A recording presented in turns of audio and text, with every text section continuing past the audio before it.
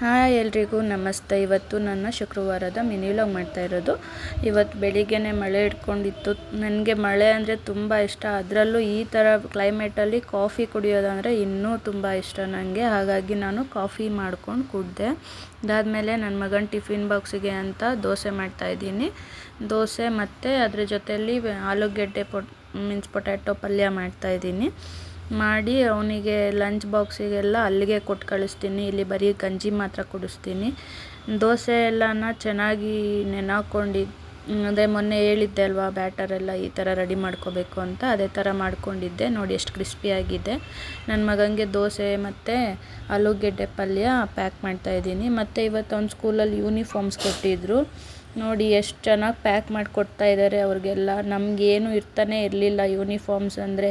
ಯಾವುದೋ ಒಂದು ಜೊತೆ 2 ಜೊತೆ ಕೊಟ್ಬಿಡೋರು, ಹಾಕ್ಕೊಂಡು ಹೋಗ್ತಾಯಿದ್ವಿ ಬರ್ತಾಯಿದ್ವಿ. ಬಟ್ ಇವ್ರಿಗೆ ಹಂಗಲ್ಲ, ಎಲ್ಲ ಕ್ಯಾಪಿಂದ ಸ್ವೆಟರಿಂದ ಪ್ಯಾಂಟು ಪ್ರತಿಯೊಂದೂ ಅವರೇ ಕೊಡ್ತಾರೆ. ಬಟ್ ದುಡ್ಡು ಮಾತ್ರ ಚೆನ್ನಾಗಿ ಇಸ್ಕೊತಾರೆ.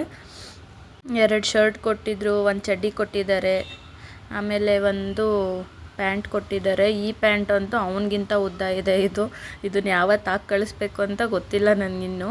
ಅದಾದಮೇಲೆ ವಾಷಿಂಗ್ ಮಿಷಿನ್ಗೆಲ್ಲ ಬಟ್ಟೆ ಹಾಕೋಬೇಕಿತ್ತು, ಬಟ್ಟೆ ಎಲ್ಲ ಹಾಕಿದೆ.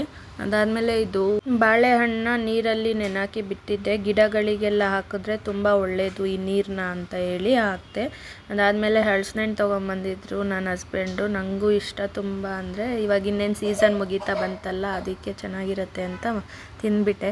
ಆಮೇಲೆ ಇವತ್ತು ಮಧ್ಯಾಹ್ನಕ್ಕೆ ಮತ್ತು ಸಂಜೆಗೆ ಒಂದೇ ಸಾರಿ ಕೋಳಿ ಸಾಂಬಾರು ಮಾಡ್ಕೊತಾ ಇದ್ದೀನಿ. ನಮ್ಮ ಮನೇಲಿ ಯಾವ ಥರ ಕೋಳಿ ಸಾಂಬಾರು ಮಾಡ್ತೀವಿ ಅಂತ ನೋಡಿ. ನಾವು ಯೂಶ್ವಲಾಗಿ ಮೊಟ್ಟೆ ಕೋಳಿ ಪ್ರಿಫರ್ ಮಾಡ್ತೀವಿ ಯಾವಾಗ್ಲೂ.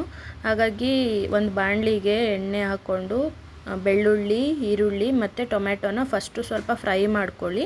ಫ್ರೈ ಮಾಡ್ಕೊಳ್ಳೋದ್ರಿಂದ ಅದರಲ್ಲಿರೋ ಹಸಿ ಅಂಶ ಥರ ಇರುತ್ತಲ್ಲ, ಹಸಿ ಅನ್ಸೋದೆಲ್ಲ ಹೋಗುತ್ತೆ.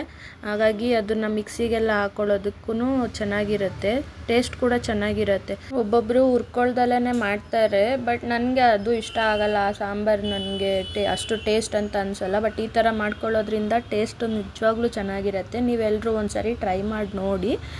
ಇದನ್ನು ಸ್ವಲ್ಪ ಬಾಡೋವರೆಗೂ ಹುರ್ಕೋಬೇಕು.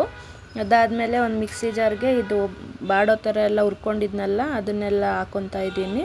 ಅದು ಹಾಕ್ಕೊಂಡ್ಮೇಲೆ ಅದಕ್ಕೆ ಸ್ವಲ್ಪ ಕೊತ್ತಂಬರಿ ಸೊಪ್ಪು ಜಾಸ್ತಿ ಹಾಕಿ, ಇನ್ನೂ ಟೇಸ್ಟ್ ಚೆನ್ನಾಗಿರುತ್ತೆ ಕೊತ್ತಂಬರಿ ಸೊಪ್ಪು ಹಾಕೋದ್ರಿಂದ.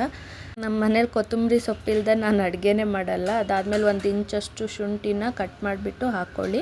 ಅದಕ್ಕೆ 3 ಸ್ಪೂನು ಧನಿಯದ ಪುಡಿ. ಇದು ನಮ್ಮ ಅಜ್ಜಿ ಮಾಡಿಕೊಡೋದು. ಇದನ್ನು ಹೆಂಗೆ ಮಾಡಬೇಕು ಅಂತ ಗೊತ್ತಿಲ್ಲ, ಬಟ್ ತುಂಬ ಏನೇನೋ ಹಾಕ್ಬಿಟ್ಟು ಮಾಡ್ತಾರೆ ನಮ್ಮ ಅಜ್ಜಿ. ಅದಾದಮೇಲೆ 1.5 ಸ್ಪೂನ್ ಖಾರದ ಪುಡಿ ಯೂಸ್ ಮಾಡ್ಕೊತಾ ಇದ್ದೀನಿ. ನನ್ನ ಮಗ ಖಾರ ತಿನ್ನಲ್ಲ. ನಮಗೆ ಖಾರ ಬೇಕು ಅಂತ ಅಂದ್ರೂ ತಿನ್ನೋದಕ್ಕಾಗಲ್ಲ. ಅದಾದಮೇಲೆ ಒಂದು ಸ್ವಲ್ಪ ಚಕ್ಕೆ ಲವಂಗದ ಪುಡಿ ಹಾಕ್ಕೊಂಡು, ಅದಾದಮೇಲೆ ಕಾಯಿ ಹಾಕ್ಕೋಬೇಕು. ಕಾಯಿ ಹಾಕಿ ನೀರು ಹಾಕ್ಬಿಟ್ಟು ಅದನ್ನು ಚೆನ್ನಾಗಿ ನುಣ್ಣಗಾಗೋವರೆಗೂ ಗ್ರೈಂಡ್ ಮಾಡ್ಕೊಳ್ಳಿ ಮಿಕ್ಸಿಯಲ್ಲಿ. ಅದಾದಮೇಲೆ ಕುಕ್ಕರಲ್ಲಿ ಎಣ್ಣೆ ಹಾಕಿಬಿಟ್ಟು ಇದು ಪೀಸೆಲ್ಲ ಇರುತ್ತಲ್ಲ ಚಿಕನ್ದು, ಅದನ್ನೆಲ್ಲ ನೀಟಾಗಿ ತೊಳ್ಕೊಳ್ಳಿ ಅರಿಶಿನ ಎಲ್ಲ ಹಾಕ್ಕೊಂಬಿಟ್ಟು. ಆವಾಗ ಸ್ವಲ್ಪ ಸ್ಮೆಲ್ಲೆಲ್ಲ ಕಮ್ಮಿ ಆಗುತ್ತೆ. ಪ್ರತಿ ಸರಿನೂ ಅಷ್ಟೇ, ಯಾಕೆಂದರೆ ಅಲ್ಲೆಲ್ಲ ಕಟ್ ಮಾಡೋರು ಅಷ್ಟು ಕ್ಲೀನ್ ಮಾಡಿಕೊಡೋದೆಲ್ಲ ಇಲ್ಲ, ಬರೀ ಕಟ್ ಮಾಡಿಕೊಡ್ತಾರೆ. ಬಟ್ ನಾವು ಮನೆಯಲ್ಲಿ ಹೆಣ್ಮಕ್ಳು ಕ್ಲೀನ್ ಮಾಡ್ಕೋಬೇಕು. ಅದಕ್ಕೆ ಸ್ವಲ್ಪ ಅರಿಶಿನ 1 ಸ್ಪೂನಷ್ಟು ಹಾಕ್ಕೊತಾ ಇದ್ದೀನಿ ನಾನು. ಅದಾದಮೇಲೆ ಒಂದು ಸ್ವಲ್ಪ ಉಪ್ಪು ಹಾಕ್ಕೊತಾ ಇದ್ದೀನಿ. ಉಪ್ಪು ಖಾರ ಅಂದರೆ ಉಪ್ಪು ಚೆನ್ನಾಗಿ ಹತ್ತುತ್ತೆ ಅಂತ ಹೇಳಿ ಅದನ್ನು ಚೆನ್ನಾಗಿ ಆಡಿಸ್ಕೋಬೇಕು ಎಣ್ಣೆಯಲ್ಲಿ ಫ್ರೈ ಥರ. ಲೈಕ್ ತುಂಬ ಅಲ್ಲ, ಸ್ವಲ್ಪ ಇದು ಮೆತ್ತಗಿರುತ್ತಲ್ಲ ಪೀಸೆಲ್ಲ, ಅದು ಒಂದು ಲೈಟಾಗಿ ಗಟ್ಟಿಯಾಗೋವರೆಗೂ ಚೆನ್ನಾಗಿ ಎಣ್ಣೆನಲ್ಲೇ ಹಿಂಗೆ ಬಿಟ್ಬಿಡಬೇಕು ಒಂದು ಸ್ವಲ್ಪ ಹೊತ್ತು. ಸ್ಟಾರ್ಟಿಂಗ್ ಆಗ್ತಿದ್ದಂಗೆ ಸ್ವಲ್ಪ ತಳ ಹಿಡ್ಕೊಂಡಂಗಾಗತ್ತೆ. ಹಾಗಾಗಿ ಒಂದು ಸ್ವಲ್ಪ ಚೆನ್ನಾಗಿ ತಿರುಗಿಸ್ಬೇಕು. ತಿರುಗಿಸ್ತಾ ಸ್ವಲ್ಪ ನೀರು ಬಿಟ್ಕೊಳ್ಳುತ್ತೆ ಎಲ್ಲ. ಅದು ಚಿಕನಲ್ಲಿರೋದು ನೀರೆಲ್ಲ ಬಿಟ್ಕೊಂಡ್ಮೇಲೆ ಅದಕ್ಕೆ ಮಸಾಲೆ ರುಬ್ಕೊಂಡಿದ್ವಲ್ಲ ಅದನ್ನೆಲ್ಲ ಹಾಕಬೇಕು.